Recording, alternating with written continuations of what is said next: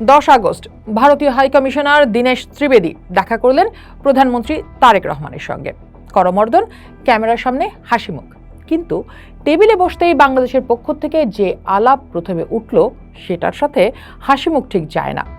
আলাপটি ছিল শেখ হাসিনার প্রত্যর্পণ প্রক্রিয়া দ্রুত করার দাবি আর ওসমান হাদি হত্যাকাণ্ডে জড়িতদের ফিরিয়ে দেওয়ার অনুরোধ। এই এক টেবিলেই ধরা পড়ে গত 2 সপ্তাহের পুরো ঘটনা। তাই আলাপটা শুরু করতে চাই গেল 5 আগস্ট থেকে। নয়াদিল্লির foreign correspondent club of South এশিয়ার সংবাদ সম্মেলনে ভার্চুয়ালি যোগ দিয়েছিলেন শেখ হাসিনা। তার আগের রাতেই বাংলাদেশের পররাষ্ট্র প্রতিমন্ত্রী শামা ওবায়েদ সতর্ক করে বলেছিলেন, ভারতের সঙ্গে আমরা একটা দূরদর্শী দৃষ্টিভঙ্গি নিয়ে এগিয়ে যাচ্ছি, সেই অগ্রযাত্রায় কোনো ব্যাঘাত ঘটুক তা আমরা চাই না। এই বিষয়ে ভারতকে নিজের অবস্থান স্পষ্ট করারও দাবি জানিয়েছিলেন তিনি। ভারতের পররাষ্ট্র মন্ত্রণালয় তখন সাফ জানিয়ে দিয়েছিল অনুষ্ঠানের সঙ্গে ভারত সরকারের কোনো যোগাযোগ নেই, এটা একটা বেসরকারি সংস্থার আয়োজন। তারপর অনুষ্ঠান হলো, শেখ হাসিনা কথা বললেন, আর তাতেই ঢাকার চেহারা ক্ষুব্ধ হওয়ার চিহ্ন ধরা পড়ল। পররাষ্ট্র মন্ত্রণালয় থেকে আসলো বিবৃতি, যেখানে বলা হলো পলাতক দণ্ডপ্রাপ্ত গণহত্যাকারী শেখ হাসিনাকে নয়াদিল্লিতে সরাসরি গণমাধ্যমের সঙ্গে কথা বলার অনুমতি দেয় বাংলাদেশ ক্ষুব্ধ হয়েছে। যোগ হয় আরেকটা লাইন, জুলাই বিপ্লবের 2য় বার্ষিকীর দিনে এই আয়োজন হওয়াটা শহীদদের প্রতি গুরুতর অপমান। দিল্লির জবাব এলো শুক্রবার। পররাষ্ট্র মুখপাত্র রণধীর জয়সওয়াল ব্রিফিংয়ে বললেন, ওই আয়োজন শুরুর আগে থেকেই আমরা আমাদের মনোভাব স্পষ্ট করে জানিয়ে দিয়েছিলাম এবং এটাও জানিয়েছিলাম যে এই আয়োজনটি একটি বেসরকারি মিডিয়ার, সেখানে ভারত সরকারের আসলে কোনো ভূমিকাই নেই। তাই ওই মঞ্চ থেকে যা বলা হয়েছে ভারত সরকার তা অনুমোদন বা সমর্থন করে না। কিন্তু ততক্ষণে খবরটা ছড়িয়ে গেছে সীমানা পেরিয়ে। গার্ডিয়ানের মতো গণমাধ্যম তার খবরের শিরোনাম করেছে, India Bangladesh relations hit new low over exile PM speech to press in Delhi. Morning Star লিখল, Sheikh Hasina's public vow to return has shaken India Bangladesh relations. The ডিপ্লোমেটের ভাষায়, Bangladesh India relations hit fresh turbulence. 3টি ভিন্ন গণমাধ্যম, ভিন্ন 3টি ভাষা, কিন্তু বার্তা একটাই, সম্পর্ক তলানিতে।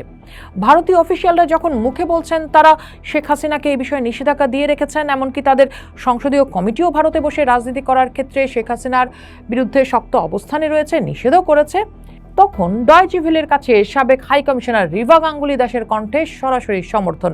তিনি বলছেন, শেখ হাসিনা পালিয়ে আসেননি, ওনাকে ওনার দেশের আর্মড ফোর্সেস দিয়ে গেছে ফর হার সিকিউরিটি। উনি আমাদের প্রুভেন ফ্রেন্ড। উনি পালিয়েও আসেনি, মধ্যরাত্রেও আসেনি, ছদ্মবেশে আসেনি, ওনাকে ওনার দেশের আর্ম ফোর্সেস ভারতে দিয়ে গেছে for her security. Riva Ganguly কিন্তু প্রথম নন। আমরা দেখেছি এর আগেও বিজেপি নেতা শুভেন্দু অধিকারী দাবি করেন শেখ হাসিনাই বাংলাদেশের বৈধ প্রধানমন্ত্রী, তিনি ফিরবেনই। লকেট চ্যাটার্জি বিজেপির, তিনি বলেছিলেন হাসিনা মোদী সরকারের উপর আস্থা রেখেই ভারতে এসেছেন। बांग्लादेश से शेख हसीना जी हमारा देश में आ गया है। आप जानते हैं कि नरेंद्र मोदी जी ऐसा ही एक नेता है जिसका नेतृत्व में पूरा देश चल रहा है, पूरा देश सुरक्षित है। इसलिए तो जो शेख हसीना जी उसको लगा कि भारत में आया और भारत में नरेंद्र मोदी जी का नेतृत्व में जो देश चल रहा है वो यहाँ पे सुरक्षित है, इसलिए यहाँ पे आए हैं। इसलिए हम लोगों को भी गर्व लगते हैं। ফলে সব কিছু মিলিয়ে ঢাকা একটা প্রশ্ন জোরালো হচ্ছে, আসছে 12-13 সেপ্টেম্বর ব্রিক্স সম্মেলনে তারেক রহমান যাবেন তো? গণমাধ্যমে পররাষ্ট্র উপদেষ্টা খলিলুর রহমান বলেছেন, আমি গণক নই, মাননীয় প্রধানমন্ত্রীকে ব্রিক্সে দাওয়াত দেওয়া হয়নি, দাওয়াত দেওয়া হয়েছে বিমস্টেকের চেয়ারপারসন হিসেবে। এই পার্থক্যটা আপনারা বোঝার চেষ্টা করেন। মাননীয় প্রধানমন্ত্রীকে ব্রিক্সে দাওয়াত দেওয়া হয়নি, দেওয়া হয়েছে চেয়ারপারসন অফ ব্রিক্স, বিমস্টেক। এই পার্থক্যটা আপনারা বোঝার চেষ্টা করেন।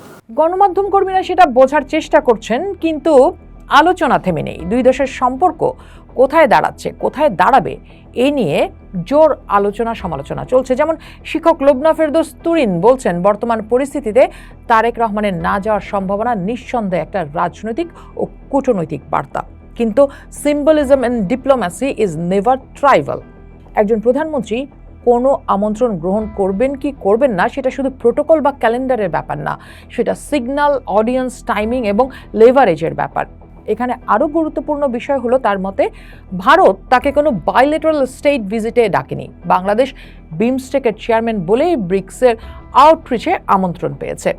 লুবনা বলছেন, এই নিমন্ত্রণের ইনস্টিটিউশনাল কনটেক্সট বাইলেটারালের চেয়ে বড়।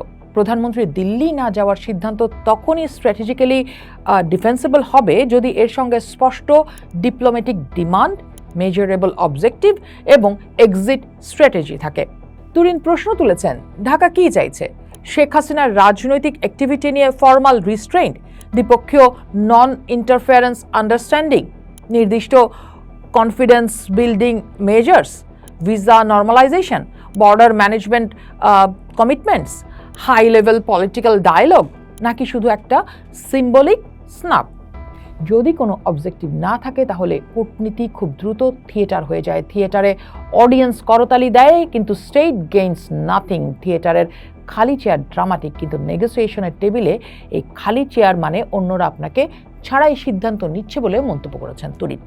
আর লেখক গবেষক আলতাফ পারভেজের মতে উত্তরটা খুব পরিষ্কার। পোস্টকে তিনি জানিয়েছেন, চীন, রাশিয়া, ইরানের সঙ্গে যুক্তরাষ্ট্রের গুরুতর বিরোধ আছে, তবু তারা জাতিসংঘের বৈঠক বয়কট করে না। তার আশঙ্কা, দিল্লি না গেলে বাংলাদেশ ভারতের নেতিবাচকতার ফাঁদে পা দিবে। গঙ্গা চুক্তির নবায়নের মতো বিষয়েও ঝুঁকিতে পড়বে বাংলাদেশ। তাই তিনি মনে করেন যাওয়াটা জরুরি।